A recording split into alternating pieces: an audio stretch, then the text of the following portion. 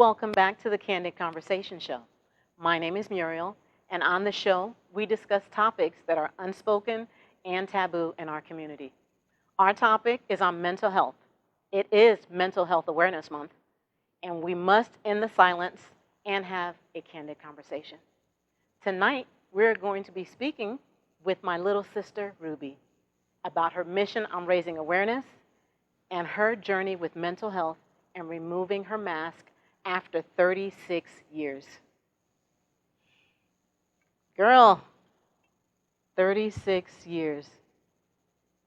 Tell us, who is Ruby Mabry? I am compassionate.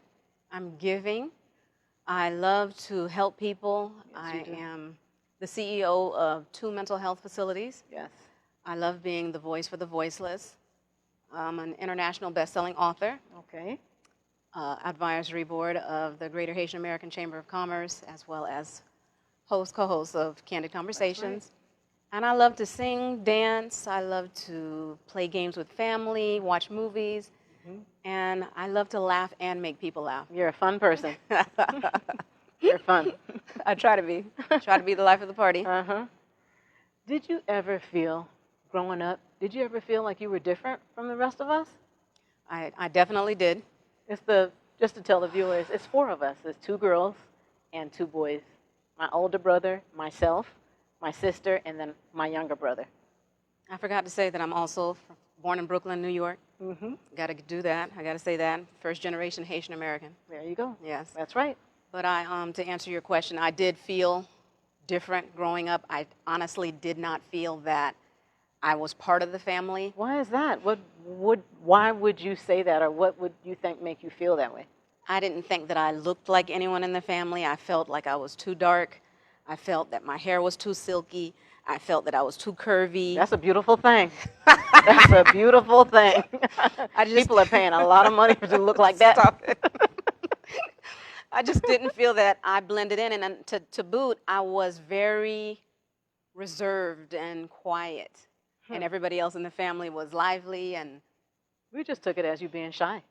You know, you were very quiet. Right. But not everybody has to be loud like me. That's true. That's true. No, it got to the point that I think I was 12 that I asked Mom, I pulled her aside and asked her, am I adopted? That's how bad it got. Because I said, I don't think that I'm part of this family. And look, we look exactly alike. Well, that's what they say. I don't see it. We're close. We're similar. Yeah. But yeah, that's what everybody says. And what did Mom say? So that's, growing up, I didn't feel that. What did Mom say? What was her response when you said that am I part of this family? You tell me the response. Yeah, you were part of this family. You look, as a matter of fact, you look like great-grandma. I look like her and my dad. Yes. Yeah. We've seen pictures, and his great-grandmother had that beautiful, long, silky hair. You know? That's true. Yeah. I realized afterwards that it was just me coming up with some stuff. I just didn't feel that I blended in. And now? And now I feel like I'm totally blended. Totally, completely. That's right. Yeah, I'm comfortable. We couldn't do it without you. She's actually, ever since Mom died, she's become the matriarch of the family. Stop. You keep everybody together. Got to keep them in line. Everybody thinks that I'm the younger sister.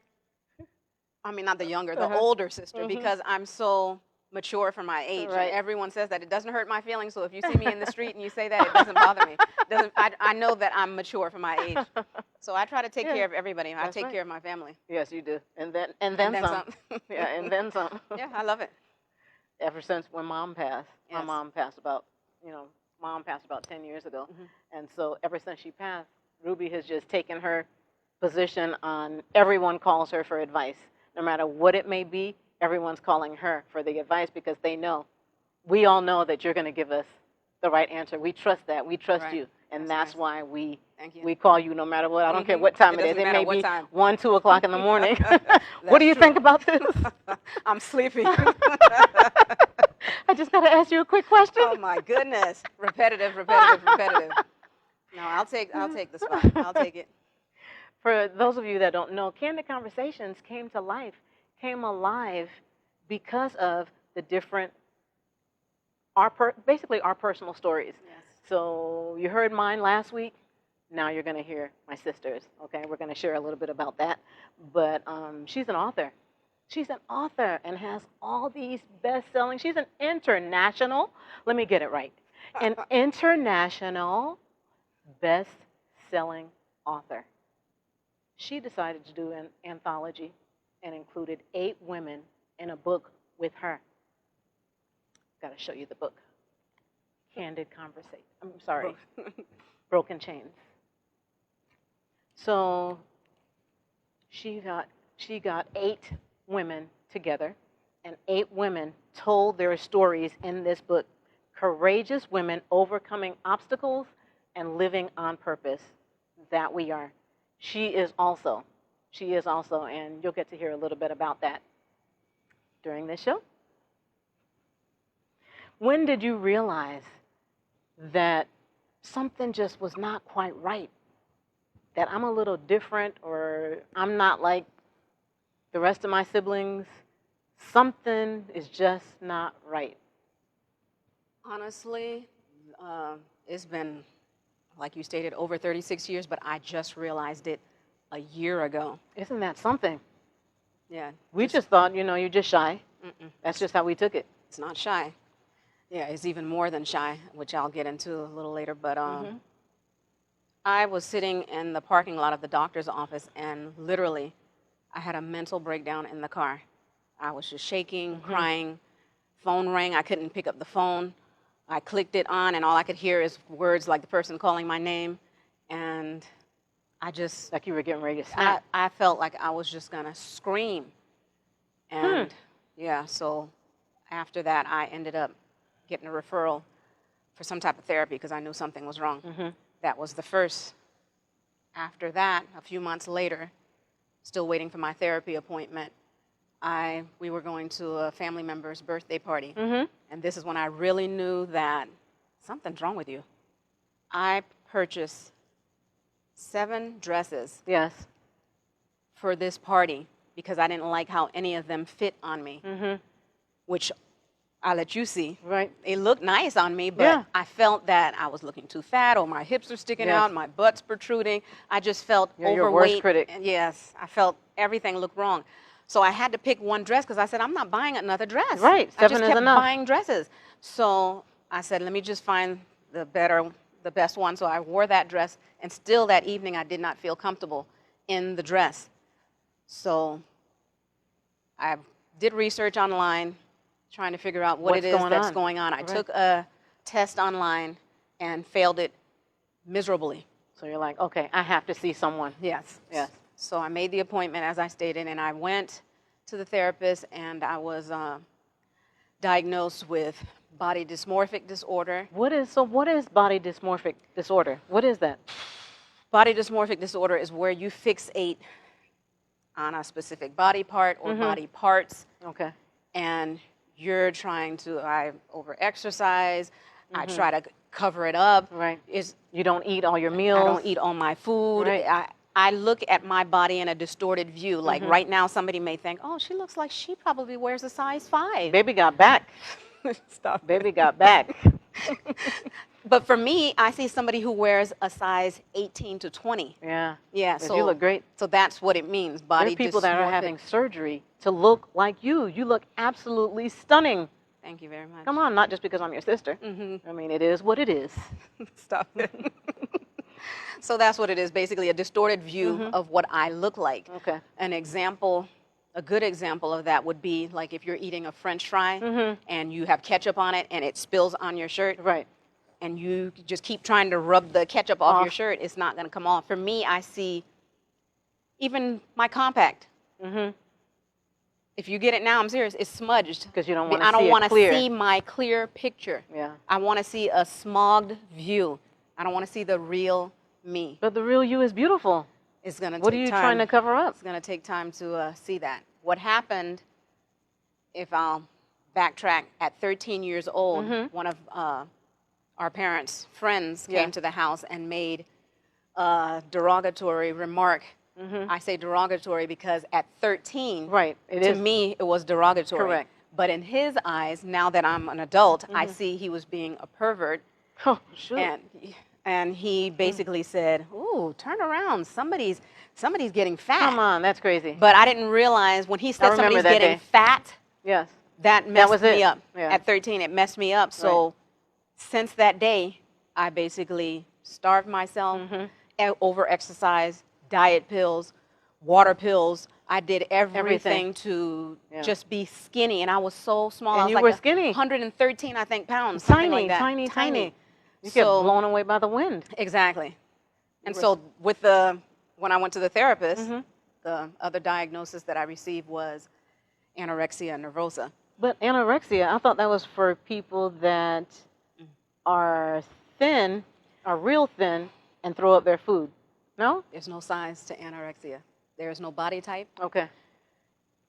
It's an emotional disorder.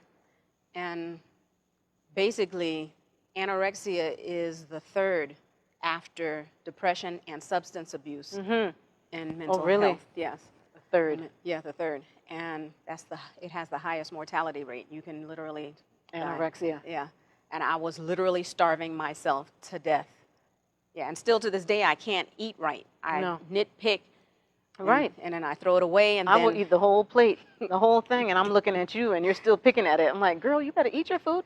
yeah, I want to eat it, but then I start thinking of calories. I restrict my calories. I calorie count. Yeah. So I'm working on that. Yes. And the next diagnosis that I received was social anxiety disorder, which is an anxiety disorder. Right. And it's called SAD as well. Okay. And basically, any type of social situation You still start to gives sweat. me a panic attack, makes Anxiety. me sweaty. It makes me have a headache. It makes me feel like I have a choking. lump in my throat, like I'm choking. Right. And I feel like I'm under the spotlight. Right. Yeah, I feel like everybody's looking at me, so it prevents me from doing so much. Right. Even doing the show, sometimes it's hard for me to do it, Right. even though it's just us. Right. But you still push yourself. But still, I to do just it. push myself. Yeah. I, just keep pushing. Even you could even testify to that. When over the years, I always saw it as she's just shy. So I've always taken that lead. So you know what I'm saying? Yeah. I just kept saying, you're shy, Yeah. she's quiet, I'm more boisterous, and Yeah. I'll just take the lead. That's okay. Yeah. You know, And but you always did that, yeah, always. I just And still always to take the this lead. day, it's the same thing. Yeah, and I don't mind because now knowing that it is a disorder, it Right. is something is really wrong. Yes, something You is know, it's really not wrong. that you're just shy. Yes. Something is really, really wrong. Yeah. And a few examples of that would be, you remember, I think it was January, February when Tyler Perry came, and we went to the show. While we were walking to the arena, everything was fine, but the minute I got in front of the large crowd, You started I to just sweat. was drenched in sweat Yes. as if I was just running and running and running. Right. And I felt so stupid because I felt everyone was looking at me like, what's Right. wrong with this girl that she's just sweating like Yeah, this? exactly. But I just was, it's too many people That's that was just the around. feeling. That's the disorder. Yeah, so that's what part of that's it. the type of effects. And Yeah. even you, remember when we went to the wedding? Yes. And I said, Muriel, can you go and get my drink? Because I didn't want to get up Right. and walk in front of people. Yeah, and I don't mind. you know, told but me. sometimes I push you and I Yeah. say, no, you Yep. can do it. And that's what you Get said up, that day. Yep, get up and go. And it took you a little bit, but you Yeah. ended up going. Yeah. Yeah, because a lot of times I feel like I end up being your crutch. All the time. You know what I'm saying? Yeah. So it's like I'm protecting you. You're Yeah. my little sister. I'm always going to protect you no matter what. Right. Anyways, but through it all, even with me just thinking, oh, she's just shy. Right. I just always protected you along the way. So slowly, Mm-hmm. I'm having you go ahead and make those steps. Yeah, it's going to take time. It's going to take Yeah. some time. And the final one was persistent depressive disorder, which is a depression that's basically persistent. Yeah. It comes Ongoing. and goes. It's ongoing. And this happened after Mom Mom passed died. away, and I just Yeah. was in a Because that's a blow. That was a big blow for Yeah, us. it was It's like it's total. unfortunate that both of our parents just passed with. It was like really unexpected. unexpected, We sudden didn't even have time. shock. Mhm. Yeah, so we've just got that blow, and it's just to this day when I see someone being disrespectful to their parents, Yes. that is like the worst thing ever because is. we don't have that. No, I wish we did. We're but we don't. basically considered orphans. We have both of our parents are deceased. They can't enjoy their grandchildren. The Yeah. grandkids can't, our children don't have that time with their grandparents. And it's just, Yeah, it's sometimes just- life is just not fair. It's just not fair. It's like the good goes too fast. They go too fast. Yes. That's what it looks like to me. Well, God 'Cause needed they them. were just a blessing. God needed them more. So, But yeah, for those that don't know, my mom lived with me for 17 years after my dad passed. yes, And she was paraplegic, and I had to do everything for her, doctor's appointments, cook, clean, yes, turn her over, etc. Yep. And so when she passed so suddenly, it was very shocking, to Yeah. say the least. It was a blow. It's like Yeah. somebody just hit you, like you were knocked out. Yeah. That's the feeling. So it just put me in a state of depression. Right. Like, why? Why would he do this? Why would God take her so fast without giving us heads Any up? warning? Yes. We didn't have time. Oh my goodness. So You know? I just didn't know what to do. So I just stayed secluded for 2 years. Yes. Didn't see anybody, didn't talk to people, went to the business, home, Yep. grocery store, and that's it. Yeah, it's true. Yeah, so I just was in a real Yeah. funk. And But still you- today, it still comes It's and still goes. hard. Yeah. It's hard. I watched the funeral DVD on a daily basis for 3 Yeah, years I straight. couldn't do it. I haven't seen 3 it. years. I haven't even watched the video. Ever since we left the cemetery, that was it. I went back for 1 time. year, the 1 year anniversary, Mhm. and I can't go back there. Yeah, it's tough. Yeah, I can't. I can't It's do it. tough. But it's just a healing. But it is a disorder. Yeah. You know. But the thing is, you just look so poised, and you're just so. You look like such a confident woman. What does mental health look like? Mental health looks like me.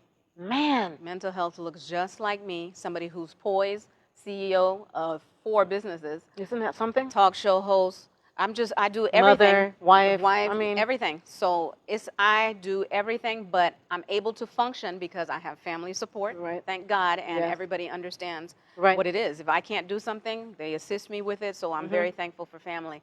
But it really is a struggle on a daily basis for me. People really, truly don't understand. People don't understand. Everybody has a chapter Yes. that they never read out loud. And Right. that's me. I always wear a mask. Yes. So you can see me smiling, but my mind is going a mile Right. a minute. Right. Yeah. Nobody knows. Nobody knows. Yeah. People And I don't know think- your struggle. Right. And I think that goes for a lot of people too, because they see a pretty face, Mhm. and the first thing that is said is, "Man, she looks like she's got it going on. I want to be in her shoes. I wish I was living her life. Right. She's living her They best just- life." They don't know. But they Walk in my have no shoes. idea. Yeah. I mean, I got a wonderful life. Don't get me Yes, wrong, but but there's a lot still. of issues that come with it. Exactly. Yes. Yeah. Nobody's perfect. No situation is perfect. No, You know. no. Thank God you look beautiful going through it. Yes. Thank you. Right. Some people look rough. Yeah. You know. Thank goodness you are put together, and you make it look really good. Thank But of course, I see the struggle. Mhm. You know, I see it. From trauma. That's what I feel. Some of it comes from trauma, and I'm saying that only because of therapy. Because in therapy, you go all the way back Right. to when you were a young They child. take you all the way back. All the way back. And the things that I discovered from a young child, that's where it starts. That's exactly where it starts. We come from a Caribbean background, so everything was pretty strict, and so it formed anxiety. Right. It gave me, I think I honestly had, what is it called? Selective mutism, And what is selective mutism? where you just don't speak. Somebody's talking to you and you just don't speak. Okay. Yeah, I think I had that. Because you were just so. I never spoke in kindergarten. Yeah, even when the teacher came to the house, they did house calls. Right. I'm dating myself. They did house calls back then, and when they came to the house, they told mom and pop, they said, I speak to Ruby, but she doesn't speak back. She just looks at me in a blank stare. I'm wanting to make sure that nothing's wrong with her hearing and she understands what I'm saying. And my parents, they chuckled and they said, No, she's nothing's fine. wrong with her. She's fine. She's Yeah. just shy. She's just shy. Because that's what they thought that it was. But it was social anxiety disorder. And it just manifested over the years, and here, 36 years later. Yes. I'm so glad that you finally decided. Exactly. I guess you really didn't have a choice. I didn't have a choice because I felt like I was going to snap. You were just going to lose it. Yes, because at that point, I was going to the doctor because I needed a regimen so I can lose weight. Right. I needed help. So I already felt like I wasn't, but 300 pounds before this party. Right. Oh my goodness. I felt like I was at least 250. And you definitely weren't. Oh my goodness, when I went to that office, it's like they couldn't help me, and so I just broke down in the car and say, oh my goodness, I need help. Right. But the thing is, these doctor's offices, just because, I work Of course. for several physicians, but they have to have the authorization. So sometimes not having that authorization will cause someone to either go and kill themselves gosh. or, or hurt themselves. Yes. Because sometimes the staff, they need to make a decision depending on what they see with the Absolutely. patient. go and speak to the office manager, go and speak with the physician, and just say, listen, this lady just walked in here, she's hyperventilating, or she's very anxious, there's a situation with her insurance. Is there any way that we can see this patient instead of letting her walk out the door? Right. Now, that's very nice the way you put it, but I wish they were just rude. Yeah, you have to, that's the thing, working in the medical field, if you are not compassionate, Absolutely. if you don't put yourself in that person's Absolutely. shoes, Get out. that's not the job for you. You're just doing it for the money. Exactly. It's not for you. It's not about that. You have to have compassion. You have to be sympathetic. You have to put yourself in that person's shoes. So if they would have done that, you know, I almost, when you called me, panicking, it's like I didn't know what to do. I didn't know if I should call the doctor's office, what I should do, because that's not right. And honestly, that was a suicide mode. See? I'm serious. That's awful. It was really bad. And if they would have just taken the time. But it's also with the staff, because that was probably a receptionist. And not all receptionists. I mean, I have a good group of receptionists that they follow, you know, and they know what to do. They're using their knowledge, and they know how to talk to people. But if someone comes in and they're panicking, or you see the frustration, the anxiety level is sky high, stop everything that you're doing. Tell the person, you know what, just have a seat. Just have a seat, ma'am, because you had an appointment. It's not like you just walked in just to walk in. I had an appointment. And these physicians, they write off so much gets written off on a daily basis. So to take time out to make an exception, I'm not saying every single day, 5 people, just write it off. But try to make some exceptions depending on what the patient looks like when they walk through the door. Yeah, it was tough. It was a tough time. I didn't also mention that during that 2-year time period that I didn't speak to anyone, that I was suicidal at that point as well. Because that was the lowest part in your life, because mom passed, which is basically, you could say, that's your right-hand man. Yeah, right hand. You know, you could tell her any little thing. Anything. You know, and that's why I say that since mom passed, it's like we all do that with you. No matter what it is, because we would call mom. I would call her at least 20 times a day. Exactly. You know, I have a job. I have a job, but I would take that moment and call my mom just for a minute. Mom, how you doing? What are you doing? This and that. Manger, PT? That's right. She would tell me, PT, tu manger? You know, did you eat? You know, things like that. So, you know, that was a big, big, big, big loss. But you took over. You know, we're sorry that we had to put all that pressure on you. I'll take it. Yeah, we put a lot of pressure and a lot of stress on you. But, you know we're here. Yeah, I know. Yeah, it's just, for me, it makes me feel good because I'm a people pleaser, so I really don't mind. Yeah, but it's time that Ruby needs to please herself. Absolutely. Yeah, you need to take time. That's where I'm at right now, just taking care of myself. Self-care is so important. I tell people that all the time because, honestly, you lose yourself. I lost myself. Yeah, there you go. Great wife, mother, house clean, everything's in order, business, and I failed to take care of myself where I was deteriorating. Quickly. I was going. We can't even begin to imagine if you would have taken your life, what we would have done. Yeah, it wouldn't have been pretty. What would we have done? Yeah. We would have crumbled. They would have probably had me in somebody's home. You know, what would we have done? Because the thing is we didn't see the cry either. No, I didn't cry. I was wearing a mask. I'm saying we did not see the cry. All I kept saying was, you're shy. You're shy. She's quiet. It's okay. This and that, whatever. But we did not see the cry. So we're almost to blame. I'm to blame for that as well, because I'm always there. You know. So to not have heard that, I wouldn't have been able to function. Oh my gosh. At all. So I'm just so thankful that God just, you know, the prayers of our parents, thank God, and ancestors, and just everyone, the prayers, prayer works. Yes. Prayer works. It definitely does. Yeah. It definitely does. Yeah. So I'm just so thankful for that. And I would tell the viewers also out there to make sure that you keep in contact with your parents. Yes. Parents are so important. Yes. And we knew that. We treated our parents like royalty. So when they left, it just totally crushed us. So please take the time out. I don't care if you're using the toilet. Call them for a few minutes. That's right. See how they're doing. They're getting older. They took care of us. Make sure you take care of them. Yeah. A lot of people take parents for granted. You know, they abuse the parents, meaning that they'll have the parent watch their kids all the time. Like the parent has no life. Right. You've got to have a life too. Come You've on. had your kids. These are your grandchildren. Yeah, you don't mind taking care of them sometimes, but come on, own up to it. You're a parent. Absolutely. Take care of your responsibilities. I totally your parents agree. will not always be here. Yes, and that's what I'm trying to tell everyone. You see a lot of people treating their parents so badly. I can't stand to see that. My goodness. Yeah, because, we Life don't is have short. ours. Life is short, and with this pandemic situation, if this didn't bring families closer together, Right. I don't know what They will. are the devil in disguise if it didn't. Yeah. Yeah. What would you tell someone that is going through some of the issues that you've encountered and that you have gone through? What would you say to someone that is going through that is just scared to open their mouth, that rather stay in that dark room and not say anything and wear their mask? What would you say to that person? I would definitely tell them, I have been where you're at. I'm still there. It's a journey for me. I'm in recovery. And I would tell them, I was that girl who continues to still today. The blinds are closed. I'm in a dark room, depressed. Yeah. But there's help out there. That's right. I would have her to seek some type of professional help. Any type of self-care that she can do, whether it's walking, listening to music, watching a movie, any type of self-care that they can do to better themselves, journal, I would suggest for them to do that because it really helps their mindset. That's right. That's good. And even men, because a lot of times, for whatever reason, men do not want to seek out any type of help. Right. They just don't want to do it. I'm not sure why. Is it because it's not going to make them feel manly? There's a stigma around it. The man is supposed to be strong, so they don't want to appear weak.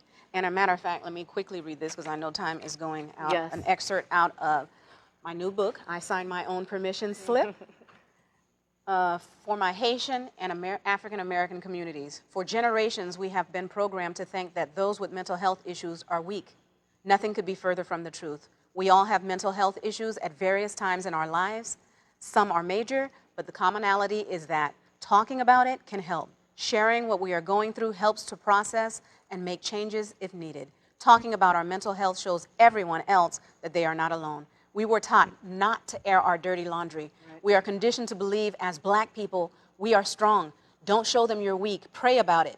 We need to continue to change the narrative and speak out about the issues and traumas that we have faced. Speaking our truth is the most powerful tool we have. That's the truth. Yes. That's powerful. Very powerful.